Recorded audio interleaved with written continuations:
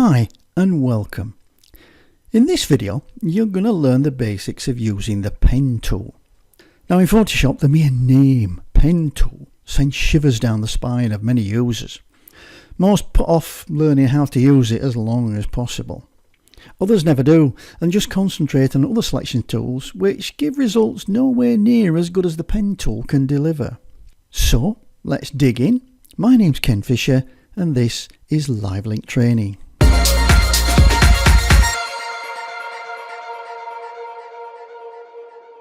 Okay, now using the pen tool eventually will be easy. And I say eventually because it'll not happen overnight.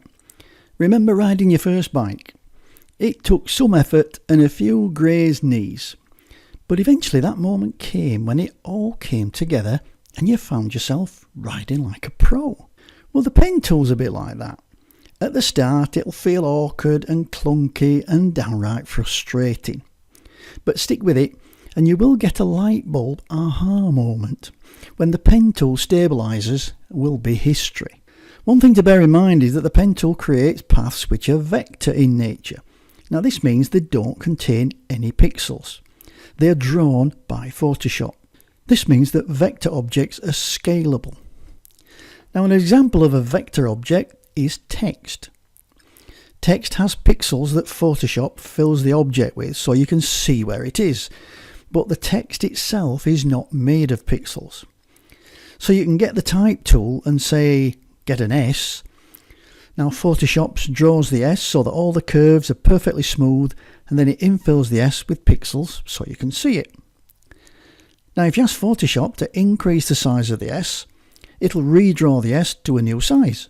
So again, all the edges and curves are smooth and then Photoshop infills the bigger S with pixels so you can see where it is. Now contrast this with if you had a photograph of a letter S. Now enlarge it to twice the size or 3 times the size and you would start to see the pixels. And the enlarged version would look very fuzzy. Now let's have a look at that in practice. Okay, well here I've got 2 images. One called vectors.psd in which I've got a text layer which is a vector. And here I've got the same image and then what I'm going to do is convert this to actual pixels because this is just a copy of the original one. So what I'm going to do is I'm going to go to the type menu and down to Rasterize type layer. And what that's going to do now is change that to an actual pixel. It's now filled that with pixels. So that now isn't type anymore. It's a photograph of an S. And this one is still a vector. Right, okay, so let's just try something with this just to indicate the beauty of vectors. We'll start with the vector one and what I'll do is I'll show them both on the screen at the same time. So I'll use arrange documents to show me, let's say, a 2 up vertical so I can see them both on screen at the same time. Now I'll click into the vector one and what I'm going to do is scale this. So I'll go in and we'll click on the type tool and I'll just click and drag across just to select it. And then here in the size, what I'm going to do is put in something like 1200 point. So we're massively scaling this up. Let's see if I can drag that back a little bit so it's something we can see.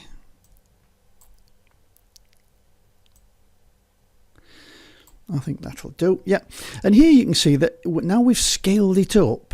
All these edges are still very clean and these nice sweeping curves are pin sharp like a scalpel cut. And that's pretty good. So there we have it. It's a nice smooth transition even though we've blown it up probably about 8 times. It's huge this. Okay, let's do the same. Let's click over into the pixel one now.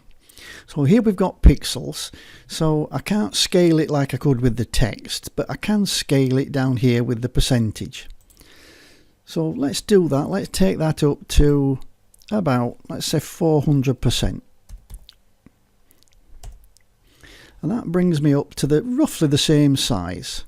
So I'll get my move tool and I'll just drag that down a little bit.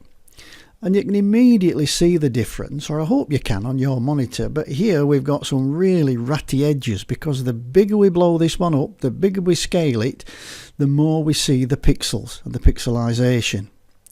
And on this one, it doesn't matter how big we make it, that all the edges are nice and smooth. Because every time we ask it to redraw it, that's exactly what Photoshop does. It draws it at the right scale for us, and so all the edges are still smooth. And that's the beauty of vectors over pixels. They are totally scalable. Well, that's it for this introduction to the pen tool and the difference between vector and pixel images. Next, we're going to investigate the building blocks of the pen tool, anchor points, and we'll do that in the very next video. Now, I hope you found this one useful. If you did, please like my Facebook page, LiveLink Training, or visit my YouTube channel, LiveLink Training, for many more videos. Give me a thumbs up or leave me a comment under the video. And please click that subscribe button and help me grow my free Photoshop learning community. I'll see you in the very next video. Bye for now.